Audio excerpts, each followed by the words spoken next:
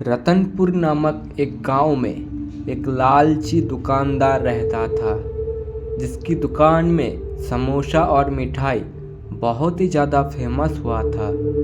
ठीक उसके बगल में शिबू ठेला गाड़ी ले आकर समोसा बेचता था, लेकिन कोई नहीं आता था उसकी दुकान पे। अरे जल्दी करो शिबू, ग्राहक अभी सिंघारा खरीदने आएंगे। मैंने तुम्हें कितनी बार कहा है कि जल्दी करो और काम करो। और हाँ, क्या तुमने मुझे वो पाउडर दिया था जो मैंने तुम्हें दिया था? अरे उस पाउडर से सिंघाड़ा स्वादिष्ट बनता है। श्री, ये बेईमान मालिक क्या झूठ बोल रहा है।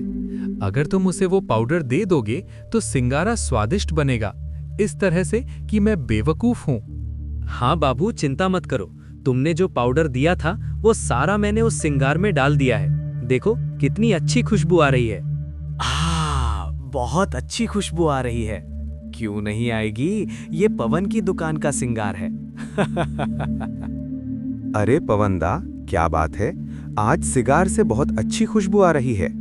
अरे मुझसे बर्दाश्त नहीं होता, मुझे रोज 2 सिगार दिया करो।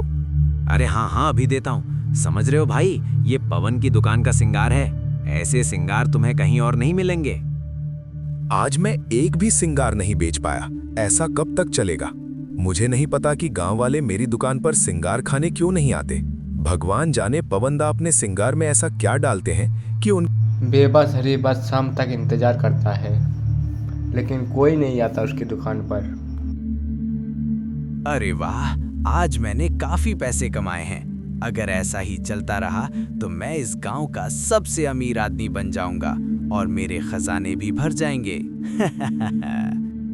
हाँ बाबू, ये सच है कि तुम इस गांव के सबसे अमीर आदमी बन जाओगे। लेकिन बाबू, मुझे तुमसे कुछ कहना था। ओह हाँ, बताओ क्या कहना है। बाबू, मैं कुछ महीनों से आपको बता रहा हूँ कि मेरी माँ की तबीयत ठीक नहीं है। अगर आपने मेरी सैलरी थोड़ी बढ़ा दी होती तो मैं शहर से अपनी माँ के लिए कुछ दवाई ला सकता था।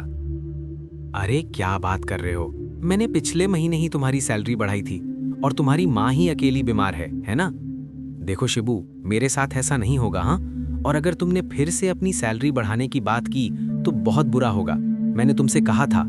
बेचारा शिबू डर के मारे चुप हो गया।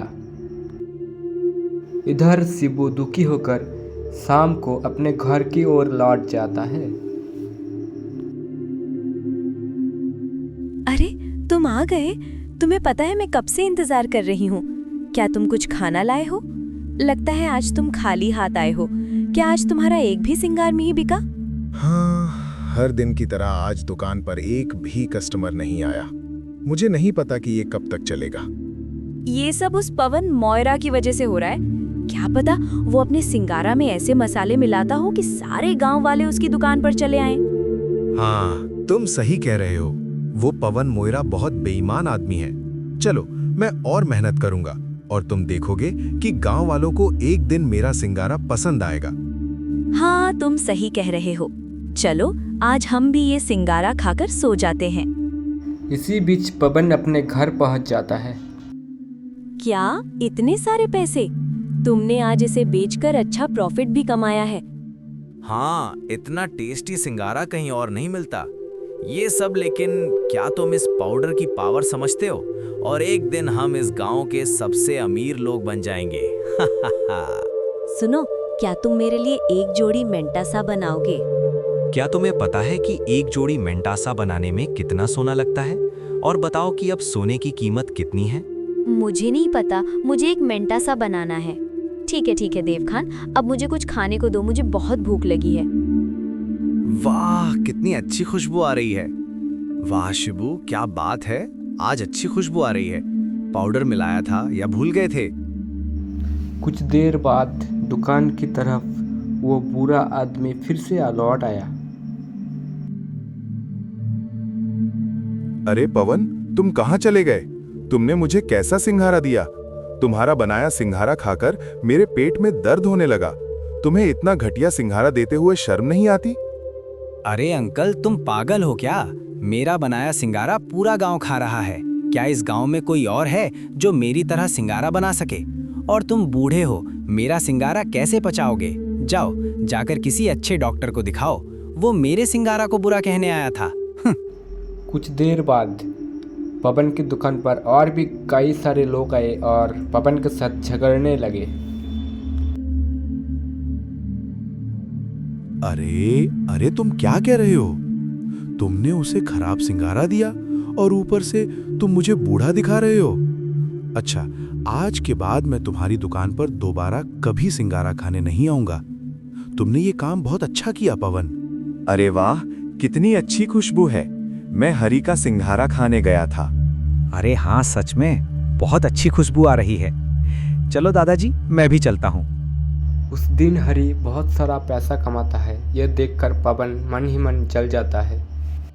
यही मौका है, इस बार मजा आएगा। मेरी दुकान के सामने सिंघाड़ की दुकान लगाओ। हरी को पता नहीं मैं क्या कर सकता हूँ। ओह वाह, खुशबू बहुत अच्छी आ रही है। पहले 2 सिंघाड़ तो ट्राई कर लूं। पापा, बहुत टेस्टी है पापा। नहीं, अब मैं अपना काम करूंगा।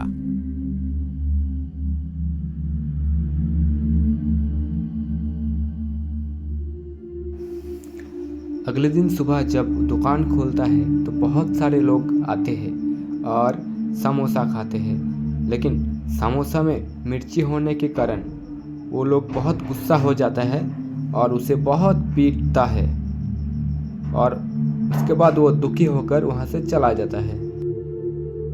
उफ, ओ पापा, कितना दर्द हो रहा है। मैंने तो हर दिन की तरह ही सिंघारा बनाया था, लेकिन पता नहीं ये इतना कड़वा कैसे हो गया। उफ, कितना दर्द हो रहा है। तभी वहाँ पर एक साधु बाबा आता है।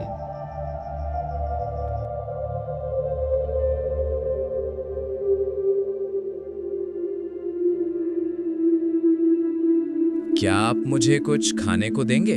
मुझे बहुत भूख लगी है। मैं आपको कुछ खाने को दूंगा साधु, लेकिन मेरे पास जो सिंगार हैं वे बहुत मसालेदार हैं। इससे कुछ नहीं होगा। मुझे बहुत भूख लगी है। मैंने कुछ समय से कुछ नहीं खाया है। लो, मुझे 2 सिंगार दो। फिर हरी साधु बाबा को सिंघारा देने के लिए राजी हो जाता है और 2 सिंघारा साधु बाबा को खाने के लिए देता है।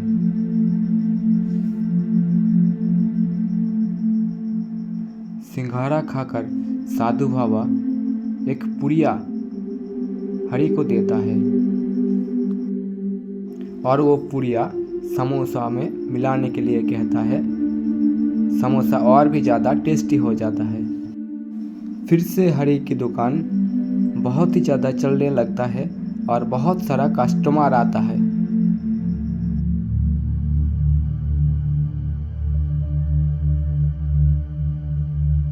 और फिर पवन की दुकान में कोई नहीं जाता था।